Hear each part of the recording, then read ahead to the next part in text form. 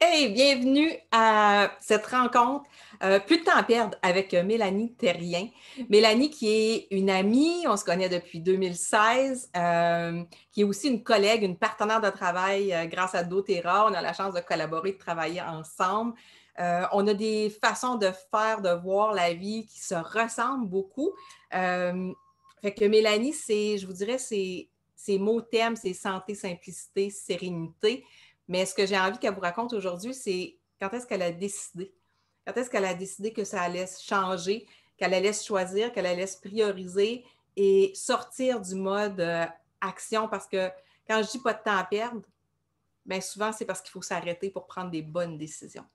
Puis faire vraiment ce qui nous tente, ce qui nous parle. Fait que Mélanie, je te laisse te présenter. Je te laisse commencer peut-être par qui tu es, d'où tu viens, comment c'est parti toute cette histoire de santé, simplicité, sérénité. Ouais.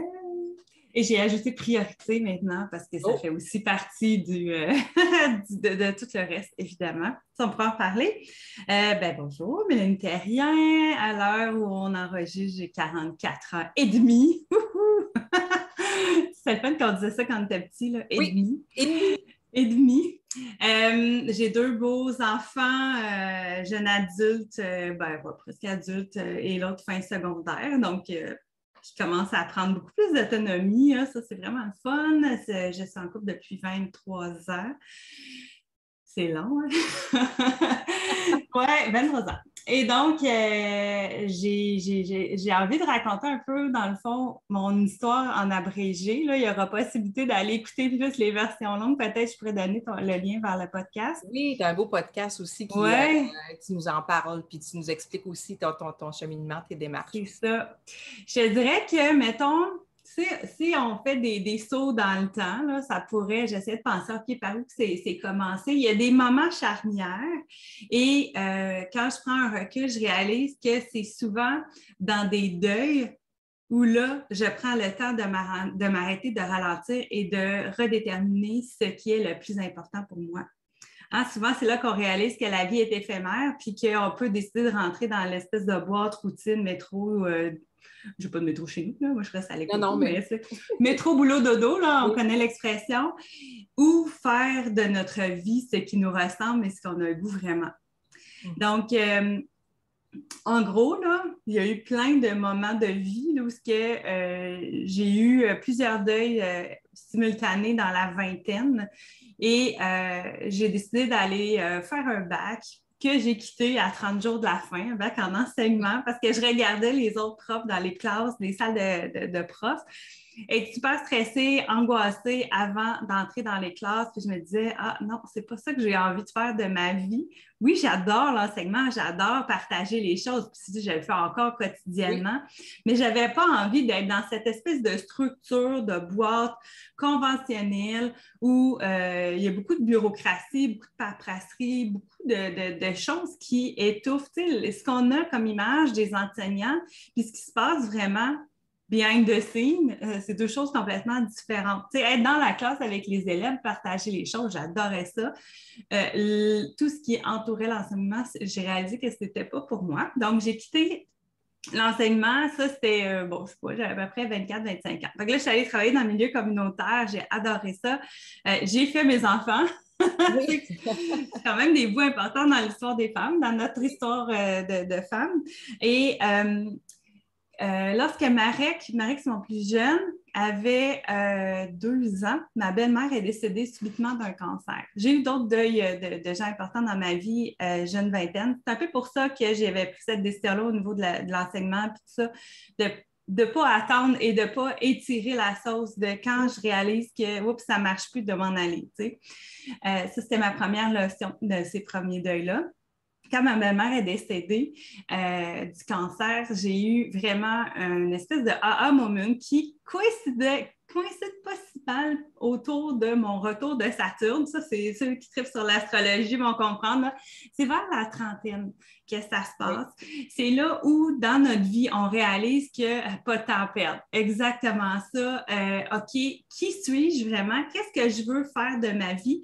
Et comment je peux mettre les actions en place pour éviter de simplement me conformer à un modèle que la société veut de moi ou ce que les gens autour de moi, pour les rassurer, voudraient que je sois. Tu sais, des fois, on fait des choses, des actions pour faire plaisir à nos parents, à notre conjoint, à Oui, puis c'est pas nos nécessairement collègues. à ce Non, moment-là. on s'en rend pas compte. Puis, on a quand même un désir comme humain de plaire et de faire partie du groupe.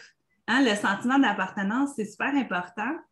Et parfois, sans s'en rendre compte, on finit par euh, édulcorer notre essence parce qu'on va se conformer un peu à l'environnement dans lequel on est. Hein? Ça arrive. Fait que, bref, j'étais, quand j'ai quitté l'enseignement jusqu'à ces 30 ans-là, je travaillais, j'avais du fun, mais en même temps, je cherchais c'était quoi ma valeur professionnelle, qui j'étais, qu'est-ce que je voulais faire. Fait que quand ma belle-mère est décédée, c'est là que j'ai eu un gros aha moment de OK, wow, la vie peut être courte et rapide. Puis, tu sais, je l'avais vu, mon oncle qui était décédé à 33 ans d'un cancer généralisé avec 2 jeunes enfants.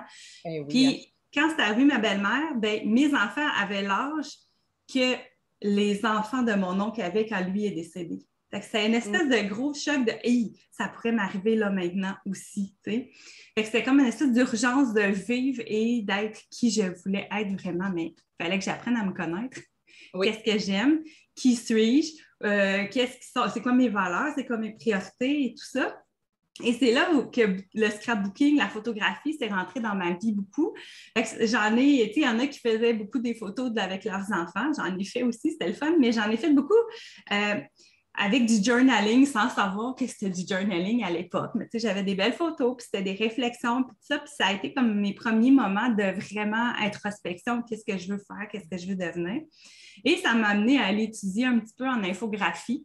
C'était plus excuse. En fait, je n'ai pas terminé ce cours-là, mais ça a été comme une espèce de prise de pouvoir sur ma vie. On a vendu la maison de mes parents. Je suis allée habiter à l'autre bord d'un pont. Tu sais, j'avais comme besoin de couper des liens, pas avec mes parents parce que je m'entends bien, mais avec une vie qui me correspondait moins. Fait que, tu sais, j'ai essayé différentes choses, donc j'avais envie de remodeler mon identité, aller plus vers ce qui m'intéressait. Donc, j'ai fait ça. Mais j'ai aussi intégré à ce moment-là Tupperware. Oui. Et puis, c'est là que c'est rentré dans ma vie. À ce moment-là. Oui, toujours dans la trentaine. En fait, on a déménagé. Non, c'est pas vrai. Je suis allée étudier l'infographie pendant 6 mois. Ensuite, on est déménagé. Tout ça dans l'espace d'à peu près 1, 2, 3 ans. Ça s'est fait rapidement. Puis après ça, ben, quand on est déménagé, j'avais une collègue, une amie qui ouvrait son bureau près de chez moi puis qui me disait « Ah, ça serait cool que tu reviennes » parce que je l'avais fait pendant 1 an quand Coralie était bébé. Fait que je suis revenue en ayant comme objectif d'être travailleur autonome, de me dépasser. J'avais besoin de prouver ma valeur professionnelle. Et ça, je dirais que là, c'est une bonne partie de ma trentaine. J'ai été comme un 8 ans à Tupperware où là, je suis rentrée dans une énergie très yang. Là, je ne sais pas si on va parler de tout ça là, dans tes affaires, mais c'est ça. Donc, une énergie très yang, besoin de me prouver, leadership, action. J'étais vraiment all-in là-dedans. Mais tu sais, avec des œillères où tu fais que ça, puis il n'y a que ça qui t'habite, où j'avais l'impression qu'il fallait que je réponde dans la minute, alors que on est... Maintenant, je sais que je ne suis pas un pompier ou une chirurgienne cardiaque ou, tu sais, je n'ai pas besoin de répondre dans la minute. Mais à ce moment-là, avec ce désir-là de me prouver, puis d'être la meilleure, puis de rentrer dans tous les défis possibles, bien, j'ai un peu oublié toutes les sphères de ma vie autre. J'étais présente pour les enfants de corps, parce que je travaillais à la maison, et j'étais avec eux, là, ils ont rien manqué, mon mari non plus, mais je n'avais pas l'impression d'être vraiment présente. Tu sais, on le sait, là, quand on est dans la pleine présence, ça n'a rien à voir avec le « je suis là, mais dans ma tête, ça spinne, puis je réponds à mes téléphones en même temps, puis tu sais. » Fait que, bref, je suis rentrée là-dedans. Penses-tu que c'est une étape obligée des gens qui deviennent entrepreneurs de passer par cette espèce? Parce que ça aussi, ça nous aide à apprendre à nous connaître. Puis je l'ai fait aussi. Les premières années que je me suis lancée à mon compte, c'était, ben, c'est ma passion, puis j'aime ça, puis j'ai le goût, puis j'ai des idées, puis tu te donnes, puis là, tu travailles des journées de 12 heures, puis tu travailles des 3 semaines en ligne sans prendre une journée de congé, puis me faire dire, ben là, Val, à un moment donné.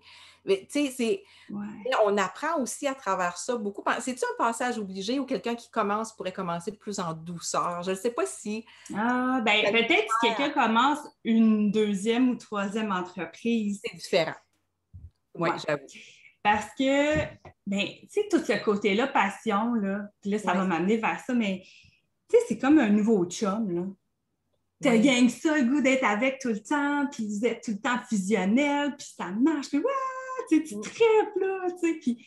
Mais à un moment donné, là, tu as besoin de retrouver ton qui suis-je, moi, en part d'être la blonde de, puis tout ça. Fait que, mais la business aussi, c'est l'espèce de passion du départ qui fait que tu es tellement motivé, tu es tellement dedans. N'importe quel projet, là, tu sais, quelqu'un qui se lance, moi, je vais faire un marathon, puis là, il s'entraîne tous les jours, puis là, à un moment donné, oups, la vie arrive, puis c'est pas si facile que ça, tu sais.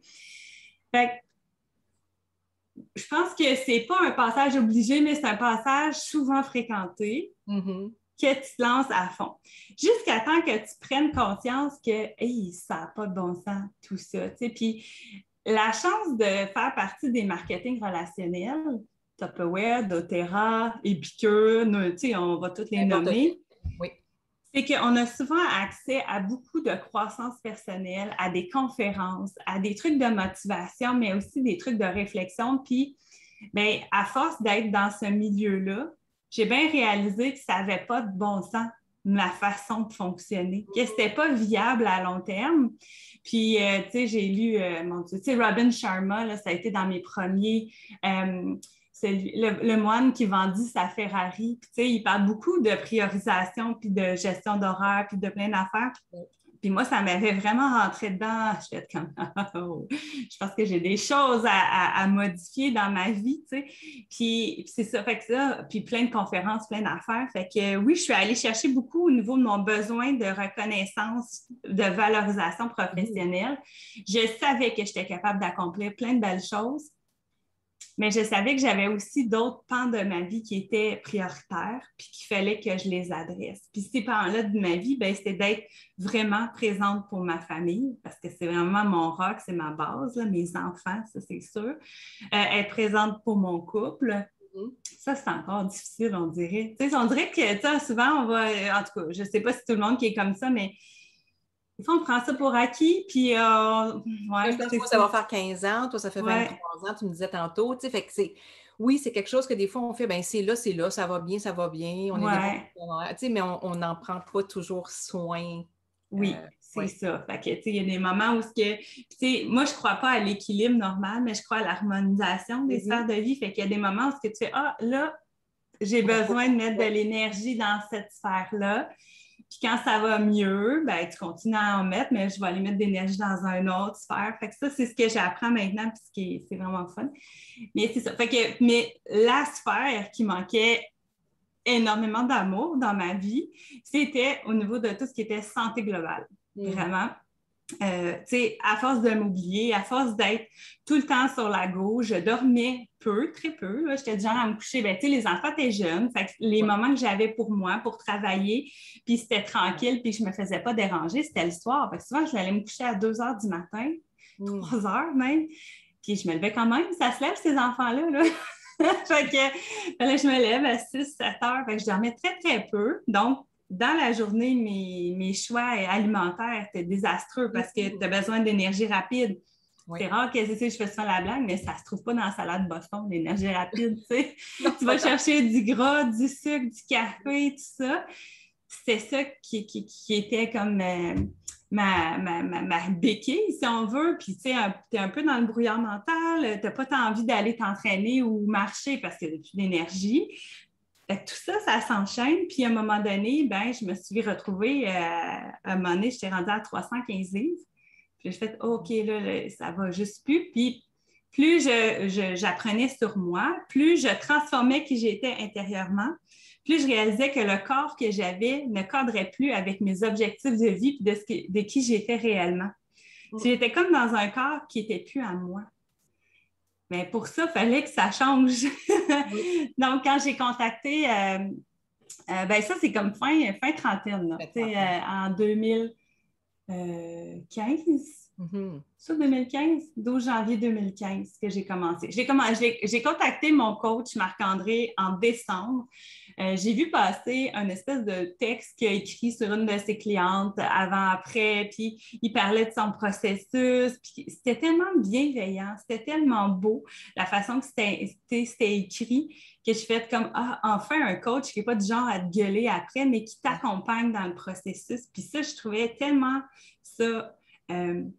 c'était nouveau, c'était rafraîchissant, puis c'est ça que j'ai besoin. J'ai besoin de quelqu'un qui va m'encadrer, qui va me supporter, mais qui va comprendre, puis qui va me permettre de me donner de l'espace dans mon processus et non juste de me faire dire encore dans ma face que je ne réussirais pas parce que je suis trop grosse, puis ici, puis ça, tu sais, bon. Oui.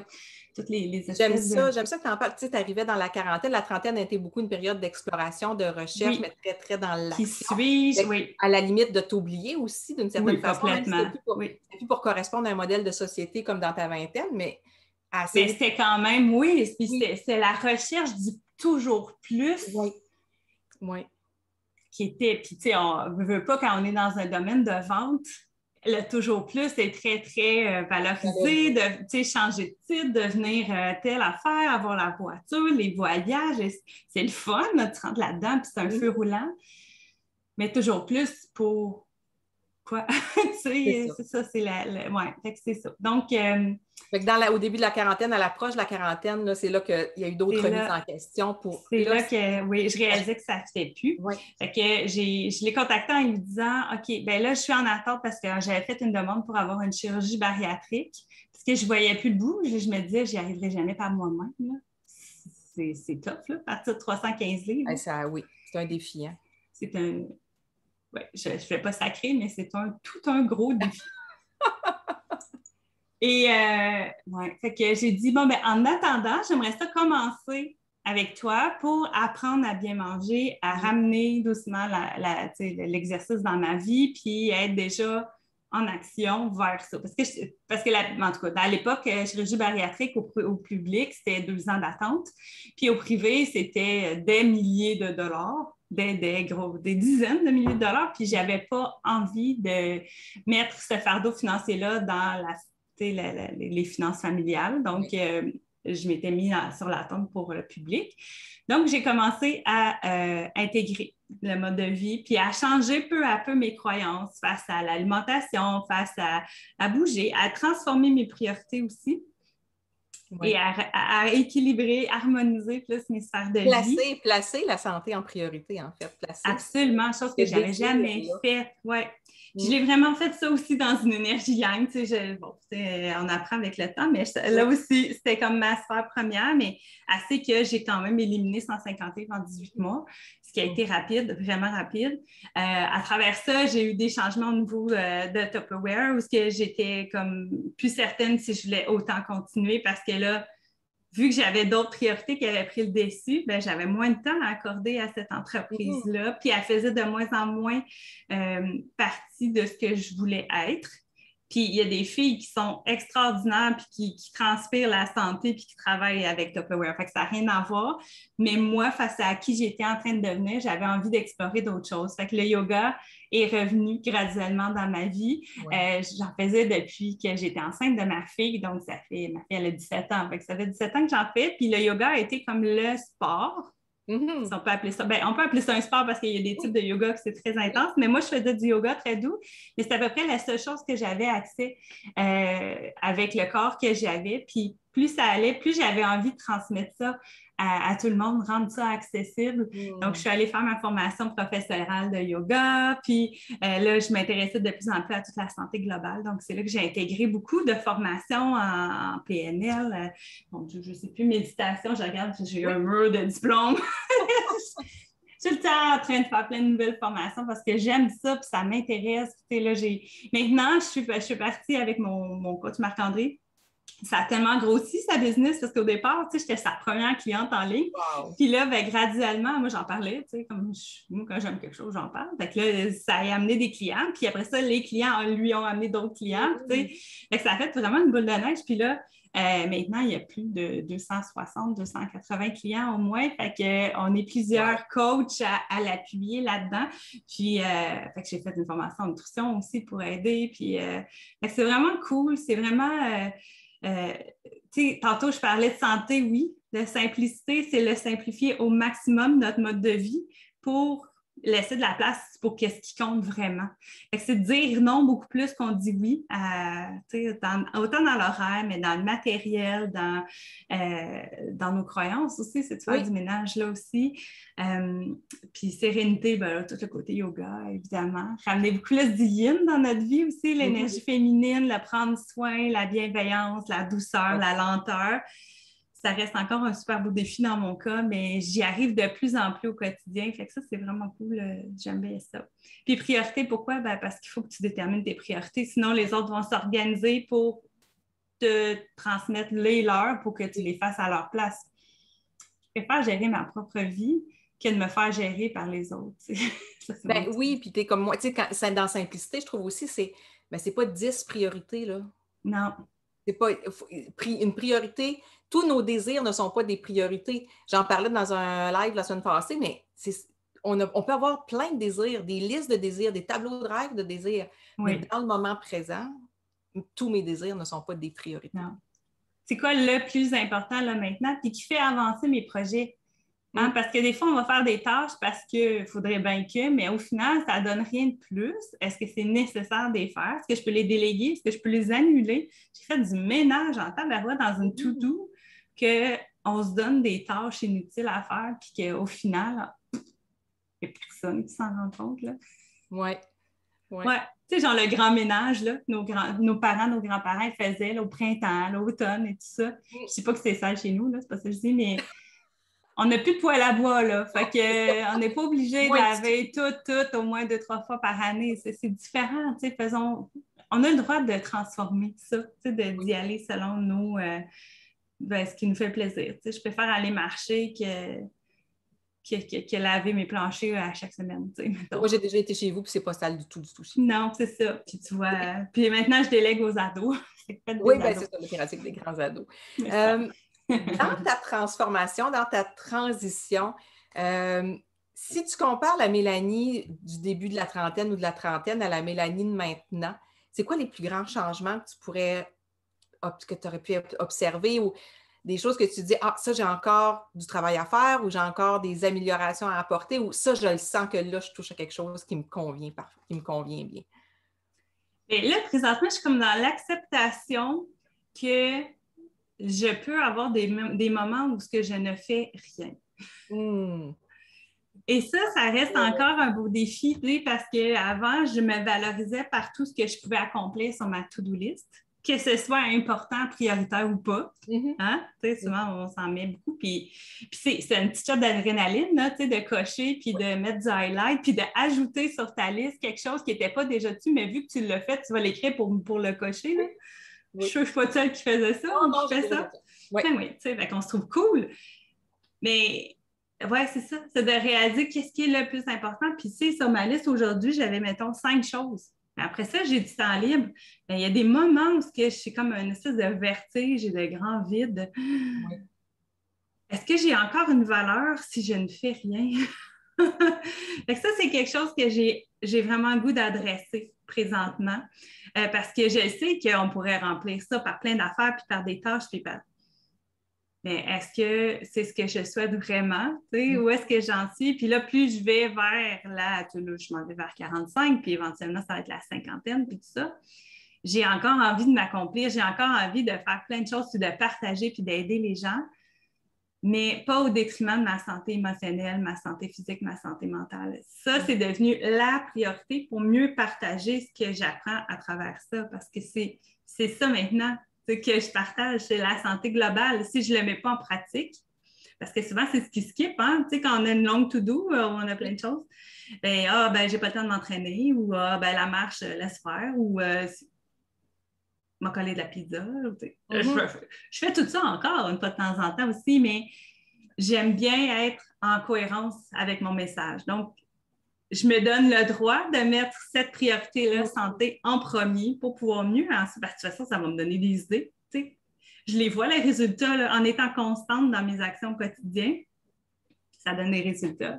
Si je les fais une fois sur 3, ça ne marche pas, ça avance pas, comment ça, donc je ne perds pas de poids, non, parce qu'à travers tout ça, j'avais repris du poids. Beaucoup de patterns, des choses à changer, hein, les émotions qui goûtent bon, essayer des choses, essais-erreurs, puis ça fait partie des cycles de la vie, puis c'est d'apprendre à plus se taper sa tête. À ne pas se juger. Ouais. Puis dire, hey, merci pour ça, parce que voici la leçon que j'en tire. Oui. Puis comment je vais transformer ça pour que ça soit différent maintenant et mieux pour moi. Tellement. Ça, je trouve que c'est la quarantaine qui m'amène vers cette espèce de meilleure bienveillance. Je ne sais pas si ça dit meilleure bienveillance, mais en tout cas la bienveillance envers moi, alors que je me serais tellement jugée avant. Ça arrive encore, là. Hein? On s'entend que, bon. Mais je trouve que je suis de plus en plus douce avec moi. Ça me permet aussi d'avoir moins d'attentes envers les autres aussi et de les aider à baisser leurs attentes aussi. Oui. Ça n'empêche pas d'avoir des résultats, bien au contraire. Ben oui, effectivement. Parce que tu te concentres sur les bases. Oui. C'est ça qui fonctionne. C'est ce qui fait qu'on avance puis qu'on réussit puis que tout continue de progresser. C'est souvent, quand on se juge ou qu'on se culpabilise, ben, c'est notre valeur ou notre estime de soi qui prend un coup. Puis là, on ne se trouve pas bonne, fait qu'on embarque dans l'autre cercle vicieux que, ben, de toute façon, je ne suis pas bonne, je ne réussis jamais, fait qu'on lâche puis on abandonne. Tandis qu'y aller avec plus de douceur et de bienveillance, ben, on apprend à célébrer les progrès, on apprend à continuer puis à persévérer avec plus de joie aussi. Oui, c'est d'apprendre à développer notre patience aussi. Oui. Hein, on est tout le temps dans l'urgence, puis c'est une société où tout veut être là, vite, rapide, sans attendre. Je vais donner un exemple bien concret. Là. Hier, on a commandé des vêtements sur Amazon parce que moi, je vais aller ça magasiner dans la vie.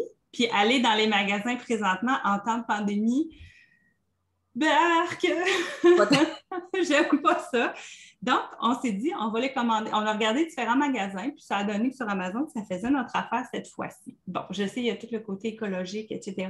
Mais on avait l'option de faire livrer en 1, 2 ou 3 shops, puis on a décidé juste une shop le plus loin possible pour économiser un petit peu au niveau de l'environnement. Mais bref, c'est que ça va arriver demain, en principe. Finalement, ça va être aujourd'hui. J'ai eu un courriel, mais...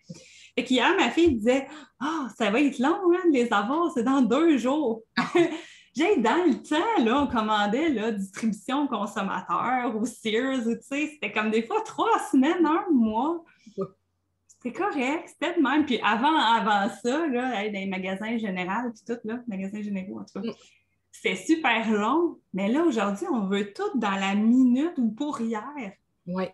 Mais il y a beaucoup de choses dans la vie qui n'arrivent pas dans la minute. Des résultats d'une perte de poids, là, t'as bien beau être faim puis manger sacoche pendant une semaine, tu ne perdras pas 10 livres d'une shot. Non. Ça ne marchera pas de même. Puis des fois, là, tu peux être sacoche puis faire tes affaires puis tu n'auras pas plus perdu parce que ton corps a décidé ça cette semaine-là. Tu es peut-être menstrué, il y a peut-être une canicule, tu as peut-être des problèmes digestifs cette semaine-là. Fait que, à un moment donné, c'est d'apprendre à faire « OK, bien, gars, ça va tout se faire à long terme. » Il faut donc être patiente puis accepter que ça prenne peut-être plus de temps avant de se réaliser ou ça va se réaliser autrement. Mais j'apprends de plus en plus à focuser à mettre mon focus sur ce qui est dans l'instant présent. Parce que de toute façon, il n'y a que ça qui va forger mon futur. Oui. Fait que ça aide à diminuer l'anxiété aussi. Ça, j'aime ça. Ça me ressemble beaucoup, beaucoup. Qu'est-ce que je fais aujourd'hui qui conduit vers mes résultats? Puis souvent, c'est comme ça que j'explique le lâcher-prise. Le lâcher-prise, c'est poser les actions qui me correspondent aujourd'hui avec un objectif futur, mais je n'ai pas d'attente. C'est ça. Tu lâches prise sur la date que ça va arriver. Le résultat final. Puis même le résultat, parce qu'il va peut-être arriver mieux que tu pensais. Ou d'une façon complètement différente. Mais tu sais, c'est quoi que j'ai besoin ici, maintenant, aujourd'hui, pour être bien et en santé? Moi, c'est souvent ma question. Bien, OK, bien aujourd'hui, moi, j'ai décidé que je m'entraînais les lundis, mercredis, vendredis. Puis, c'est pas quelque chose que j'aime particulièrement faire dans la vie, mais j'ai trouvé un modèle d'entraînement que j'aime, donc je le fais. Fait que je le fais. Est-ce que je me casse la tête? Ah ouais, non. Oui, j'embarque des fois dans ça. Mais finalement, on le procrastine, on ne le fait pas. Mais à partir du moment où, OK, il est là, il est à 8 heures, il est dans mon agenda, je le fais, no matter what. C'est un rendez-vous avec, nommez ici votre acteur cute plus préféré du monde. Rendez-vous avec Brad Pitt ou George Clooney ou un jeune, là, n'importe quel. Ben, tu dirais pas non.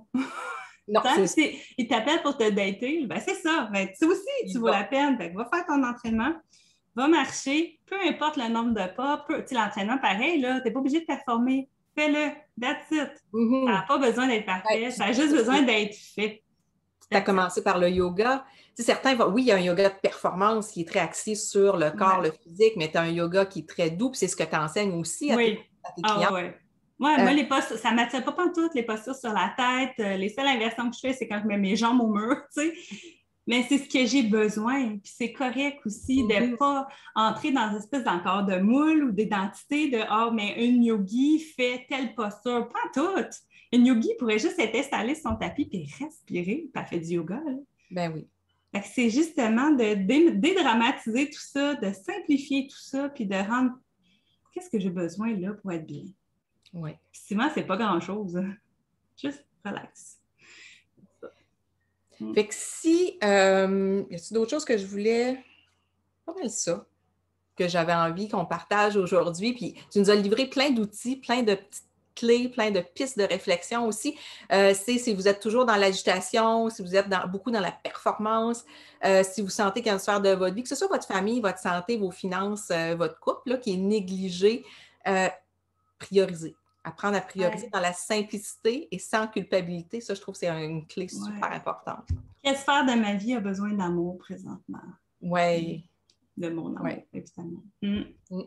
Très belle question. Puis si on veut travailler avec toi ou si on veut te trouver, où est-ce qu'on te cherche, où est-ce qu'on te trouve? Moi, je vais mettre les liens sous la vidéo pour vous aider, mais En fait, la façon la plus simple là, de savoir tout ce que je fais, c'est mon site web, là, c'est sûr.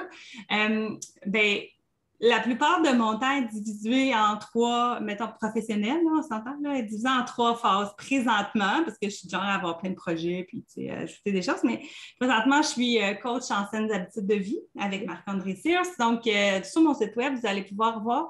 Puis, il y a une façon, c'est tout expliqué comment on fonctionne. Ça fonctionne avec un plan de formation. On acquiert des compétences pour notre mode de vie en toute simplicité et santé, évidemment. Donc, il y a un lien pour jaser avec lui, puis après ça, vous dites « Hey, je veux travailler avec Mélanie ». On va travailler ensemble. Fait que de ce côté-là, évidemment, il y a doTERRA où là, j'intègre le mode de vie avec Marc-André, le mode de vie doTERRA, le mode de vie yoga, je trouve que ça va tout de pair. Puis, doTERRA, c'est des solutions naturelles pour nous aider à adoucir des difficultés qu'on rencontre dans notre vie en général. Fait que je trouve ça le fun, fait que ça m'aide à moi simplifier mon quotidien. Je trouve que c'est un bel outil concret, c'est des beaux outils concrets qui sont applicables tout de suite maintenant. Oui, tant au niveau de l'aromathérapie, je rentrais là-dedans avec à cause du yoga, mais aussi des outils du quotidien pour des petits symptômes, des petits bobos qu'on a, puis qui nous aident. Là.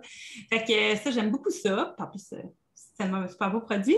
Puis, évidemment, il y a le yoga, mais le yoga, en temps de pandémie, c'est jamais sûr, mais allez voir sur mon site, c'est indiqué s'il y a des classes en cours, c'est quand les prochains et tout ça. Fait que ça, Instagram, j'aime beaucoup ça, je présente là. Mon podcast aussi, j'ai quelques épisodes, je ne sais même pas si je le recommence, je vais y aller au feeling. Pour vrai, là, j'aime ça. Ça, c'est le genre de terrain de jeu, le fun, parce que je veux me laisser beaucoup de liberté. Fait que, mais il y a quand même beaucoup d'outils déjà en place. On a fait un bel épisode ensemble d'ailleurs. Donc, ça, il est là. Fait que tu pourras donner le lien. Facebook aussi, mais je suis plus vers Instagram. Oui, bien, on s'amuse beaucoup avec Instagram. Hein, oui, c'est comme plus près des gens, je trouve. Oui. Alors que dans Facebook, on se perd dans le bruit et la pollution virtuelle. C'est ça. Fait que voilà! Hey, merci infiniment pour ton temps. Merci de m'avoir dit oui pour ces entrevues-là. Plus de temps à perdre. Donc, j'aime ça le rappeler. Plus de temps à perdre, ça ne veut pas dire qu'il faut se mettre à courir partout. Ça veut dire qu'il faut apprendre à s'arrêter, surtout. Ouais. Oui. Donc, je te laisse là-dessus. Merci encore pour ton temps, pour ton énergie, pour tes conseils, tes trucs qui sont, je suis sûre, ça va aider plein de personnes. J'espère. Merci!